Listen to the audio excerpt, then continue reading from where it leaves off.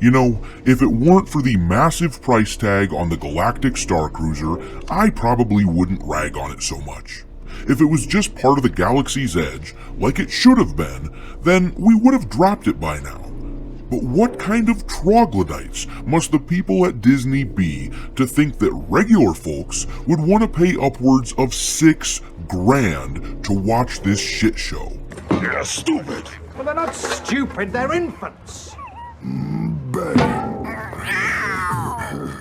Okay, they're stupid infants. I warn you right now, the cringe in this video will make your toes curl and your jaw drop. I've scoured the galaxy and found even more cringe-ass videos from the nightmare hellscape that is the Galactic Starcruiser, and in this video, I'm going to subject you to a bunch of it. And then, we're going to look at a chart that's been making the rounds on the internet, which shows guest-reported price points on their stay at the cringiest place on Earth, which backs up rumors that Disney is going to be hiking up the prices. What the hell are you doing? That's a damn good question. What the hell is Disney doing besides committing highway robbery? As usual, don't forget to let me know in the comment section, would you pay $6 grand or more for the garbage you're about to witness? I'm willing to bet most of you won't. In any case, hang on to your purse and your wallets and keep an eye on that suspicious looking mouse, because in the world of Disney, they're always after your money. That's fine, or I will help you not. I don't want your help. Fine, fine, fine.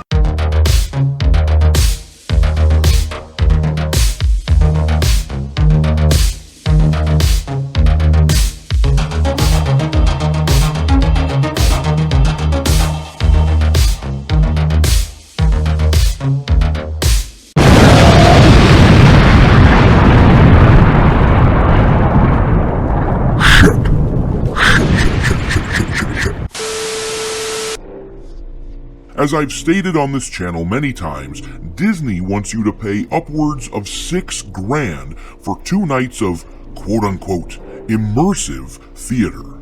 That amounts to over $2 per minute. At that rate, how much do you suppose this little class will cost you? Yes. I think it's real. You help her, Lexi. All right, now, in this training pod, ready position? Oh, come on, we can do better than that. You gotta be ready, right? Yeah. Ready position. I saw that. That was good. That was good reaction time. You're gonna need that quickly. All right, everyone, turn your awareness to the front. These are training remotes used in lightsaber training for generations.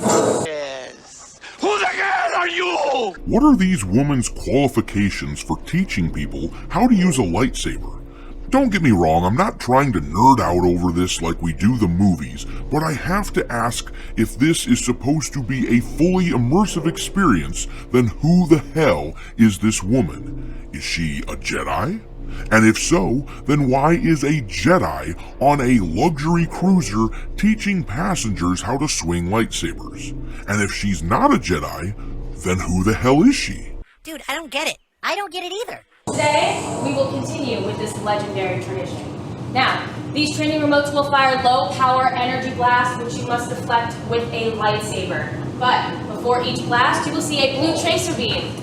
This tracer beam is not the blast. It's simply a guide, an indicator to show you where the next blast will be. All right, so when you face the training remote, you will ignite those lightsabers. All right, don't forget to breathe. So it's like a zigzag, so you're okay.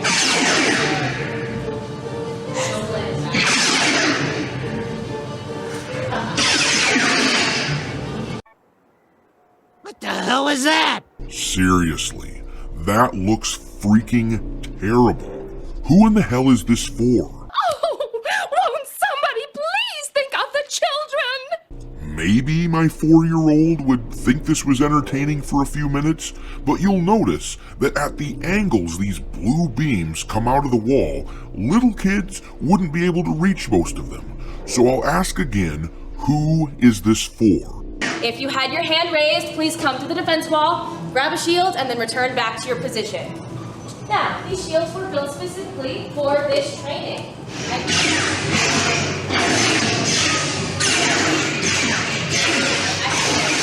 Very good.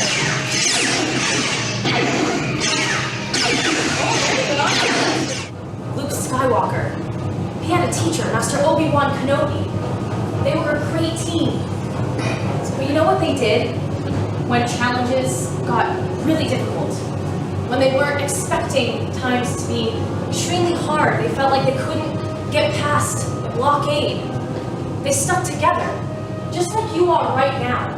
You're facing these challenges head on, right? We're not... Ready or not. Trust, faith, belief. Open yourself to the Force. Then, not just what is can you see, but what will be. Yes.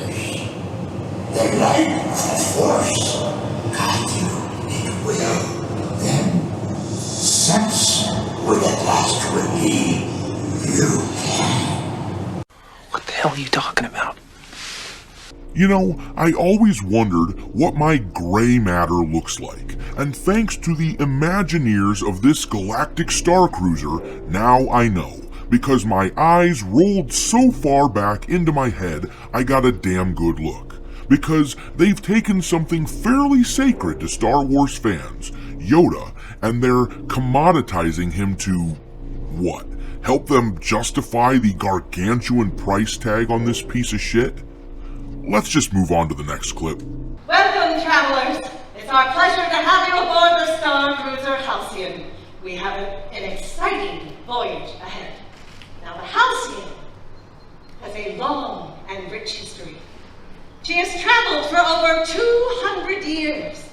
She has carried royalty, rogues, heroes, and warriors. You sly dog! You got me monologuing! Once again, this is your friendly reminder that you, as a Star Wars fan, are being asked to drop $6,000 for the privilege of listening to this woman drone on and on about her ship and herself. But on the subject of people droning on and on, let's take a look at another character on this Starcruiser. I've seen this guy in other clips, but I couldn't figure out who the hell he was. This is the Twi'lek singer Gaia's manager, and believe it or not, he might be cringier than Gaia herself. Attention! Attention, everyone!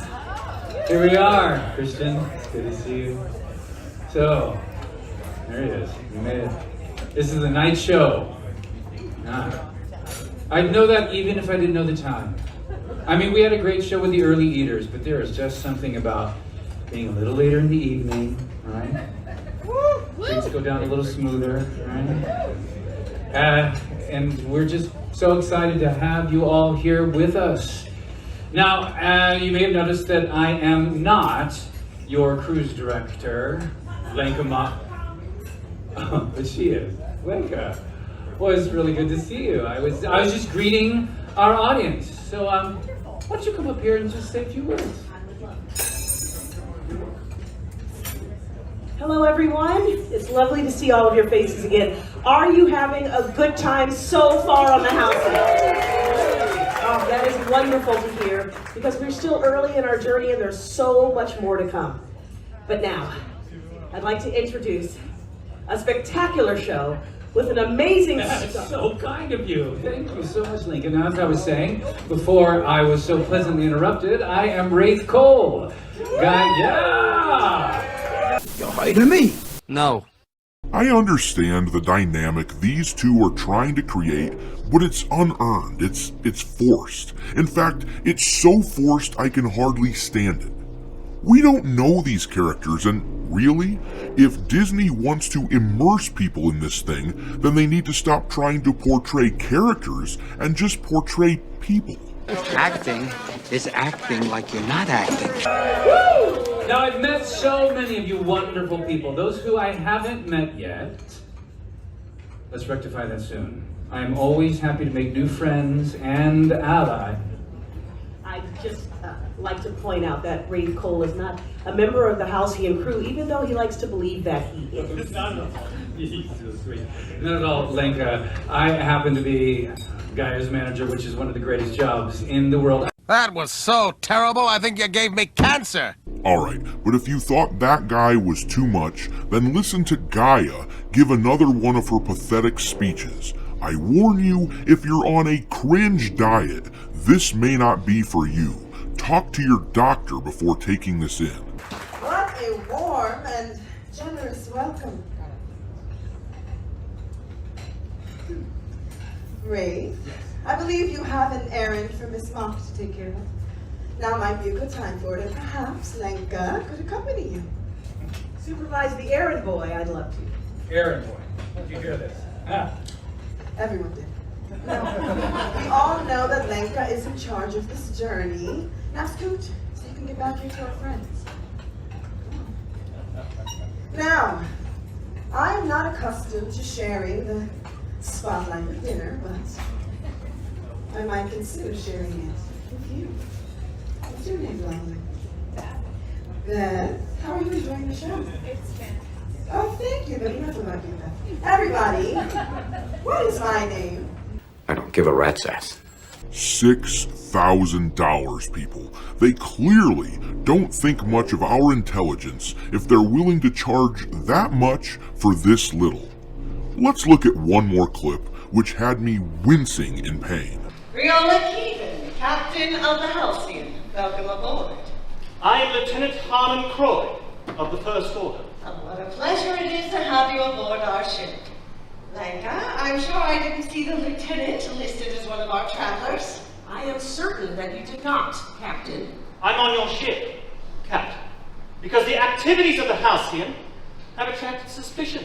Well, this is a civilian starcruiser. That's highly unlikely.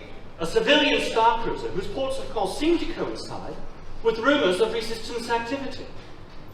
A starcruiser with food, supplies, and cargo space. A starcruiser filled with passengers from anywhere, whose loyalties we do not know. That's preposterous. I agree, Captain. Can you imagine harboring resistance sympathizers and aiding the enemy? Why, that would be treason. For reason. Lenka? Ooh, sassy.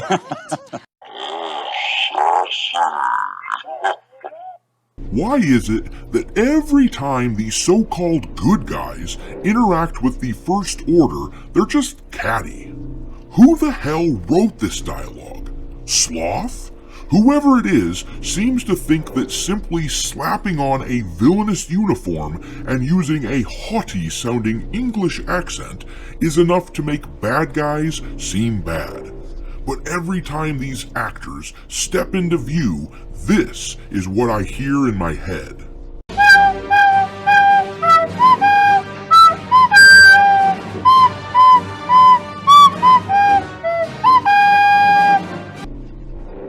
That's enough cringiness for now. Can you imagine being trapped in that hotel, unable to leave, and admit that you wasted thousands of dollars on an absolute boondoggle? $6,000 is a lot to lose on a shitty experience like that, but what if it was worse? Are you okay? I'm fine. I just threw up in my mouth a little bit. Take a look at this tweet really quick. It says, "For those curious about pricing on the Starcruiser, I called the reservation line today and was told the standard cabin price for the Tuesday, October 11th voyage would be $6,705. A suite would be $1,100 more. We ultimately decided it wasn't worth it to us to spend that much. I did ask the cast member when you could get the starting rate of $6,000. She said Monday, Tuesday, Wednesday voyages in August and September." Whoa, whoa, whoa, whoa, whoa, whoa, whoa, whoa, whoa! Gross! Keep in mind, these later months are almost completely unbooked, so Disney can't use the excuse that they're full up. So it sounds to me like the rates are going up. $6,700. That is unfreaking real. And then another $1,100 if you want a suite. That's just under $8,000 for 2 nights worth of entertainment at a place where the commodity that they have to offer is pure, unadulterated cringe. Every once in a while, I see some neat little effect, but it's hardly worth that decadent price. And I don't think people will pay it. Disney is completely out of their depths on this one, and I think it's going to bite them right in the ass. Once they run out of suckers with deep pockets, who are they going to market this to? Think of the children! As I said before, this isn't for children. Not regular kids anyway. This is for kids of the hyper-wealthy who can afford a several $1,000 cover charge. Look at this chart. This shows the average reported price of Starcruiser guests, and if you look close, you'll notice that a lot of them are being charged well over the $6,000 mark. Why? Hard to say, but looking at this chart makes me think of this clip from Jurassic Park. We can charge anything we want, $2,000 a day, $10,000 a day, and people will pay it. And then there's the merchandising. This park was not built to cater only for the super rich. I mean, what, we'll have a coupon day or something. Thanks for watching, me hearties. If you haven't already, your captain is inviting you to subscribe to the channel and become a part of the crew. Life as a space pirate may not be glamorous, but there's always plenty of booty.